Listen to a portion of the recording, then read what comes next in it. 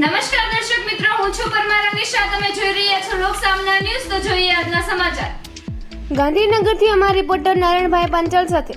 અમદાવાદના વસ્ત્રાલ વિસ્તારમાં રહેલા વિરમદાસ પ્રભુ પરિવાર જીતોડા વાળા દ્વારા અમદાવાદ તરફથી ડાકોર તરફ ફાગણી પૂનમે રણછોડરાયના દર્શને જતા પદયાત્રિકોની સેવા માટે જસોદા ચોકડીથી અમદાવાદ ખાતરજ ચોકડી વચ્ચે, નૈનપુર ચોકડીથી ખાતરજ ચોકડી વચ્ચે સણસોલી ગામના બસ સ્ટેશન પાસે આવેલા પોતાના કેસર ફાર્મ આગળ ફાર્મના માલિક નટવરલાલ પટેલ અને તેમના ધર્મપત્ની સીતાબહેન પટેલ તેમજ તેમના પુત્ર મેહુલભાઈ પટેલ, કલ્પેશભાઈ પટેલ, અલ્પેશભાઈ પટેલ મિનરલ વોટરમાંથી બનાવેલા બરફને શેરડીના રસમાં ઉમેરીને પદયાત્રીઓને પ્રેમથી પ્રસાદ રૂપે પીરસાવી સતત 5 દિવસ સેવા પૂરી પાડી હતી.